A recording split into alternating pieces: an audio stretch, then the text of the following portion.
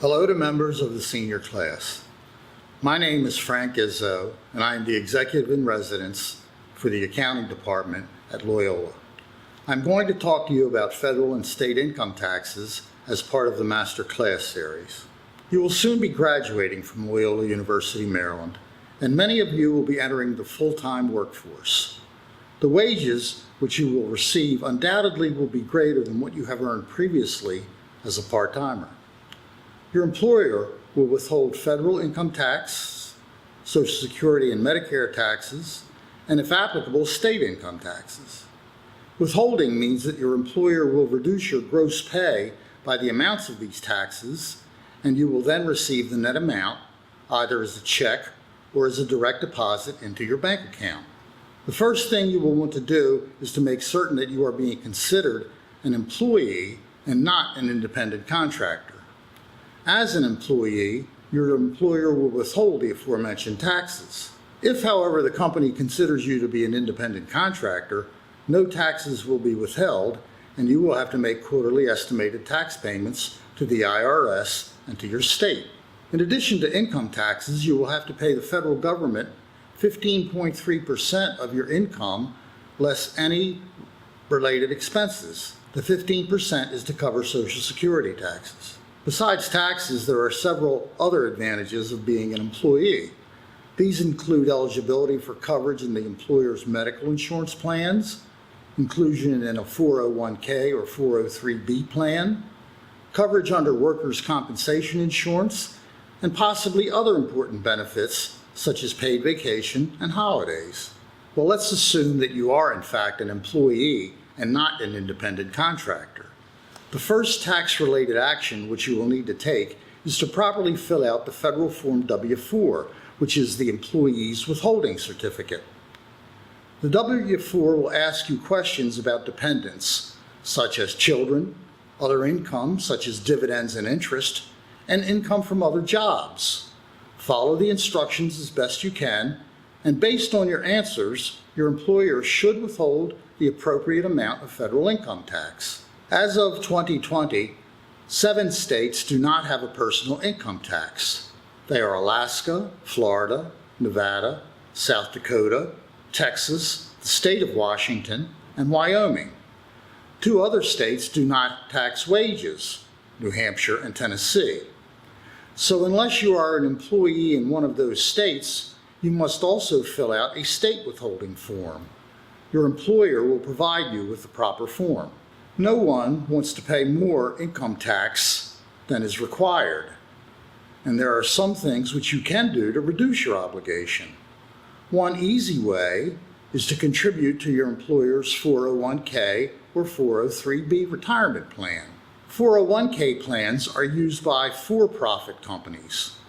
The 403b is for employees of certain schools, hospitals, and nonprofits. Other than that, they are pretty much identical in operation. The money which goes into these plans is not taxable for federal and state purposes in the year in which you contribute to the plan. Likewise, earnings in the plan are not taxable, so you are reducing your taxes right off the bat. If your employer does not offer a retirement plan, you can contribute to an IRA, an individual retirement account. In any of these types of plans, you will normally have many options for investments, for example, in stocks, bonds, mutual funds, and cash or CD type accounts. You won't have to pay taxes until you withdraw money from the plan, hopefully when you are retired and in a lower tax bracket. If you have children, you can contribute to a 529 plan. This type of plan can be used to pay for your child's college education expenses. When you pay into the 529, you get a tax deduction subject to certain limits. Again, earnings while the funds are in the plan are not taxed. When you withdraw money to pay for your child's college tuition or other allowed education expenses, it is not taxed then either. As you well know, college education is becoming an expensive proposition, so it is never too early to begin planning and saving. Your federal income tax return for the year 2021 will be due on April 15, 2022. Sometime in January of 2022, your employer will provide you with a Form W-2. This form will tell you the amounts of your taxable wages, federal and state withholdings, and some other important information which you will need to file your return. If you have interest or dividend income or gains or losses from the sale of investments, your bank or brokerage firm will send you a Form 1099. As I said, you must normally file your federal tax returns by April 15 of the following year. Many states require filing by the same date, although some have different filing dates.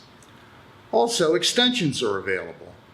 But even if you file for an extension, payment is still due on April the 15th. You should always file your tax returns or get an extension on a timely basis. Hopefully, you will be due a refund, or you will only have to pay a slight amount. But even if you cannot pay by the time your return is due, file anyway. You do not want to get assessed a penalty for failure to file. If you are getting a very large refund, you may wish to file a revised W-4 and/or a state withholding form in order to reduce the amounts which are being withheld by your employer. Getting a large refund means that in effect, you have made an interest-free loan to the government. I would guess that hardly any of you plan on becoming a tax expert. However, in some cases, you may want to look up some federal or state information. www.irs.gov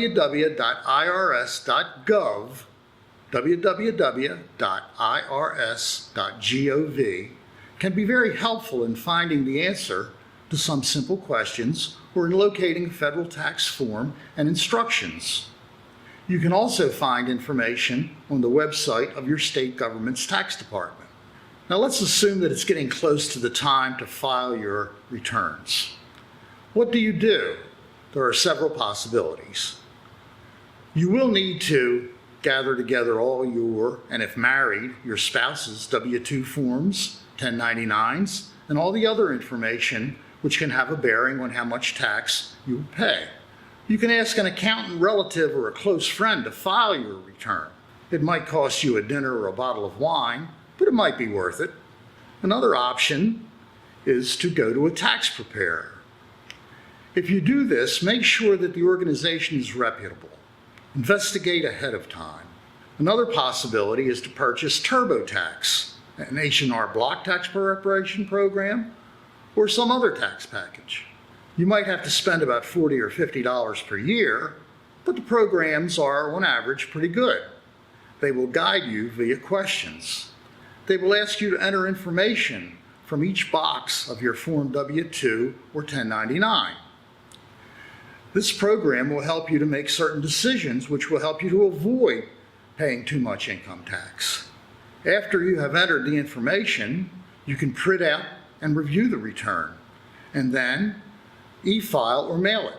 If you are due a refund, you will usually get it in a few weeks at the most. You can even have the refund deposited directly into your checking or savings account. If you owe taxes, you can tell the IRS and the state which day to take it out of your bank account. The package will save your information, and the next year, the program will automatically enter your personal information and some of the employer and bank information.